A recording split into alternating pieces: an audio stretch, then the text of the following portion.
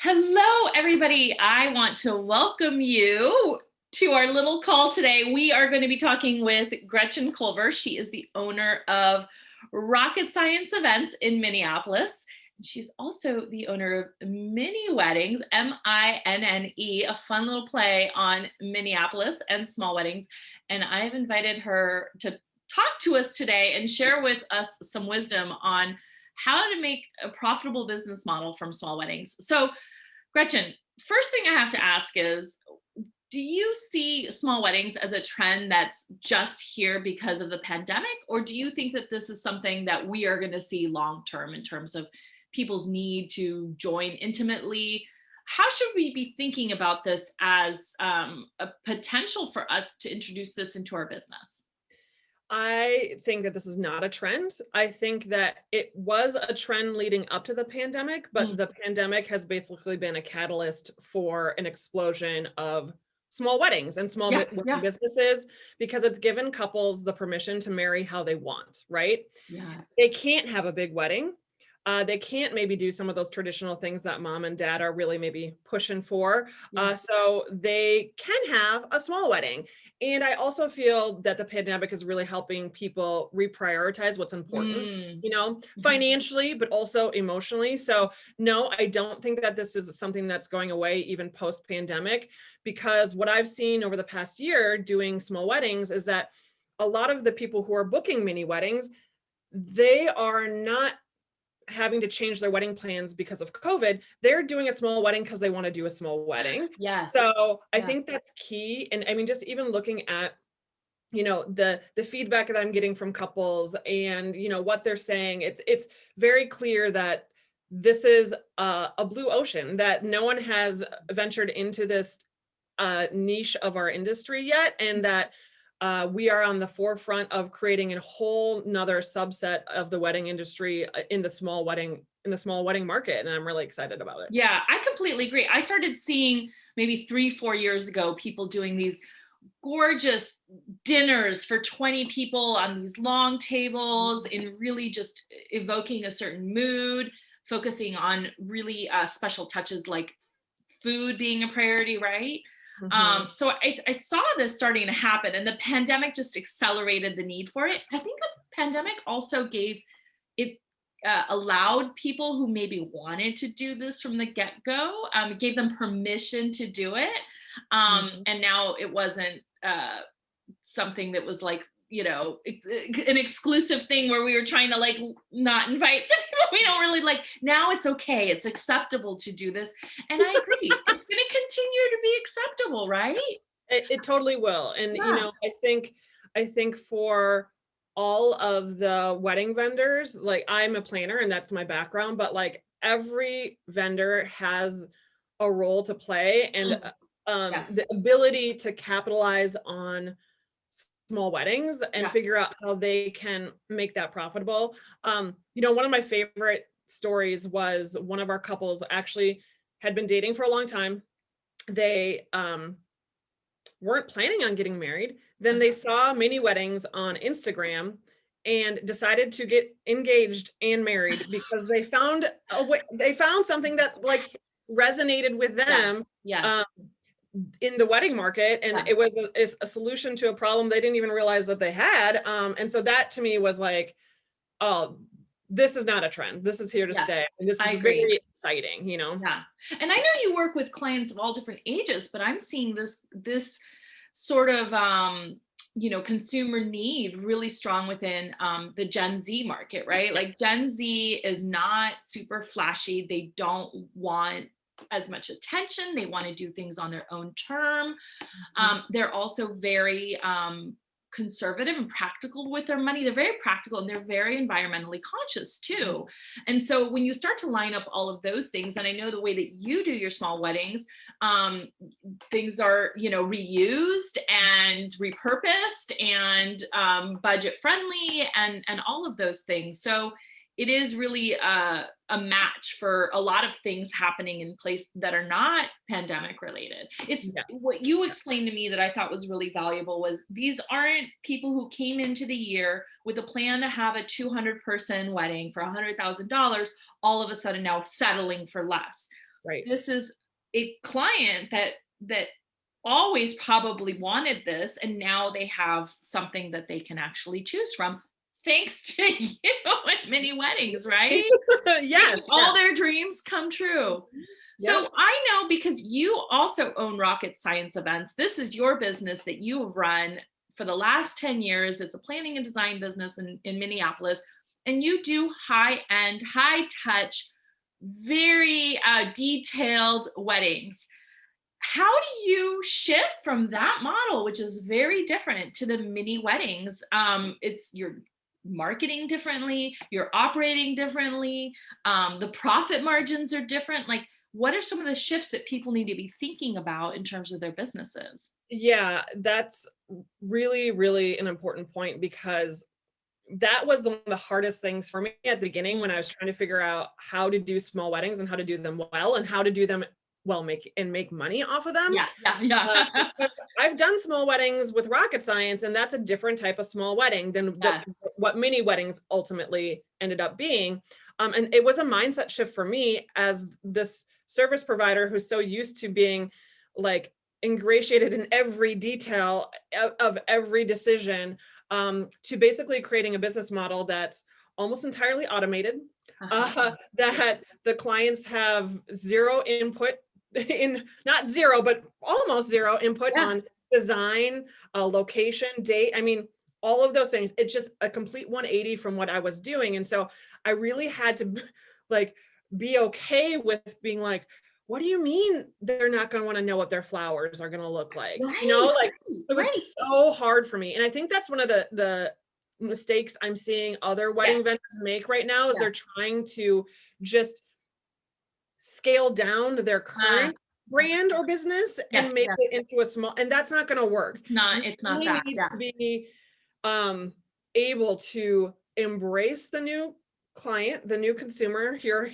and really let go of some of those things that might be of like that you hold dear, Mhm, right? mhm, Like mhm.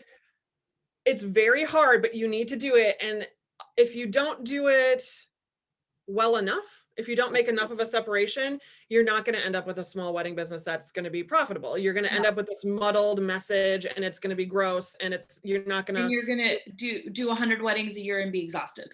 yeah, and you're not going to be fulfilled Yeah. and profitable, which is important to me because like I don't know about you, but I have a job so I can make money. And you So know what? We're tired of losing money. We already had 2020 to deal with. Like, I'm not building any ventures that lose money. no, I am not. Nope. Yeah. Yeah.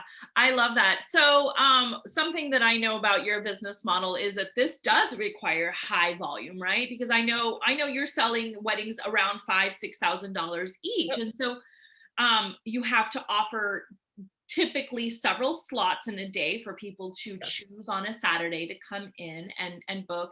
And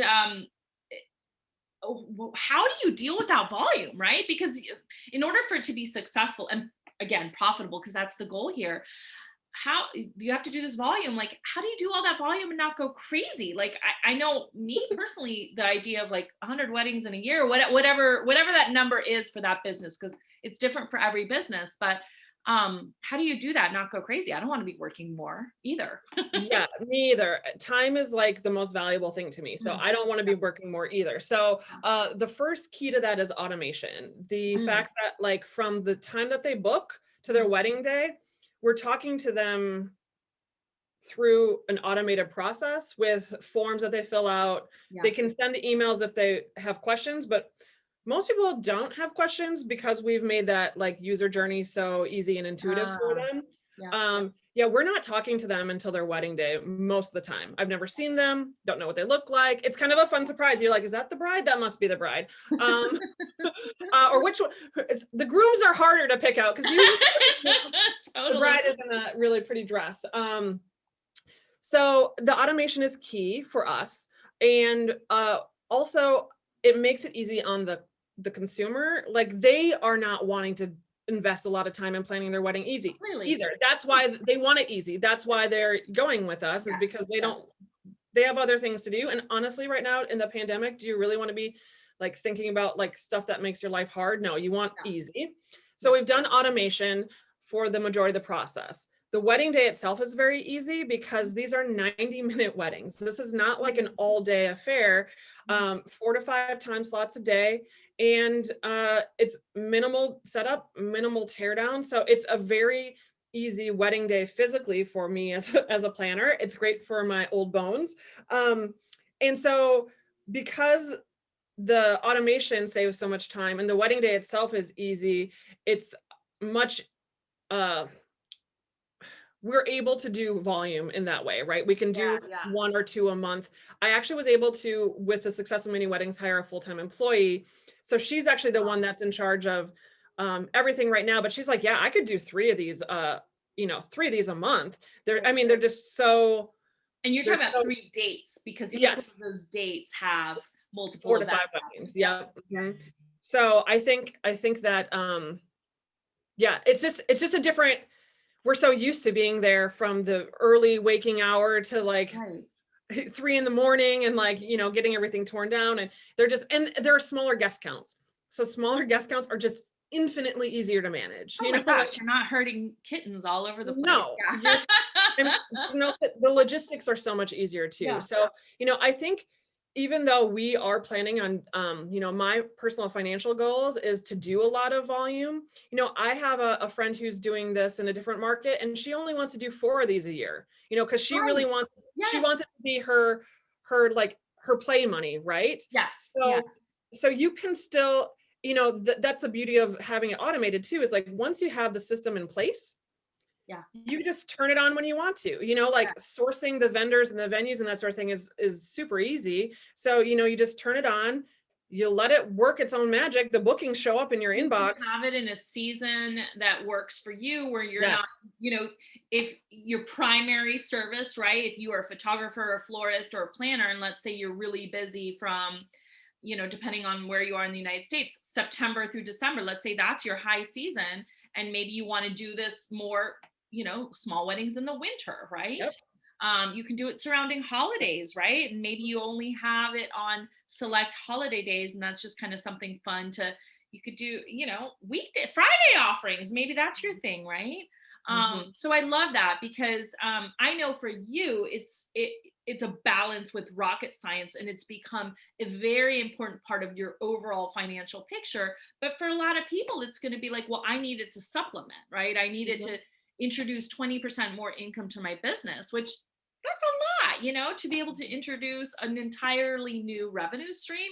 People should be thinking about this even outside of the pandemic, for sure. Yeah, I agree. And I think so. Our very first date, it was new for all of us, all the vendors involved. And at the end of our first date, the photographer was like, sign me up for every single one of these. Like, they're so easy. I love them. So I think that once people start doing them, they might find that it's very fulfilling in a different way than their main business as well. So, a great way, I always like to make more money and work less. And so I think that this is a great side hustle for people if they want to start small and like dip their toe in the water, and then, maybe grow that, or maybe not, once the pandemic is over and they're booking the volume of business that they used to book, I love it. Lots of potential with small weddings. I love it. I love it. So if you are looking to introduce small weddings into your business, whether you're a planner, a photographer, a floral designer, a venue, a caterer, there's a lot of potential to add additional revenue streams that are profitable, because like Gretchen and I said, that's the most important thing. We want to make money from this. I invite you to get coached by Gretchen. You can get coached with her at bsageconsulting.com/Gretchen. And gosh, I'm excited. I love it. Thank you. I can't wait to talk to everybody out there about this. I'm like so passionate about small weddings. It's just like, it's so exciting. And like I said, it was such a surprise to see this new market. And I'm like, oh gosh, like the people who are even a little bit interested in this right now, like, I can't wait to have a conversation. And like, I think it's important to be honest too, and say like, setting up a new business was not easy. but like, let's talk about if it really does make sense for you. And then you're like one of the pioneers of the small wedding industry, Yeah. which is kind of neat, And the wonderful thing about this is like you've had to figure this out on your own for the last 12 months. Yes. And you can essentially, somebody can hire you for an hour and you can kind of coach them through on how to get started. And of course, Yep. they can come back for more sessions if they want. But you've done all the research and the hard work. I've done the hundreds and hundreds of hours of work, and then I've actually executed events, which taught me so much there, Yeah, right? Like yeah. until you actually start doing the events, it's all theory until you have to put it into action. Completely. And every event we're still learning, and as the landscape is shifting with COVID and not COVID, and every month we're learning a little bit more, and so yeah, it's just like there's a lot of stuff up here that I'm excited to share. I love it. Well, I can't wait for you to share all your wisdom. If people want to book you, bsageconsulting.com. I will put the information down there /Gretchen. Thank you so much for joining us. Yes, thank you.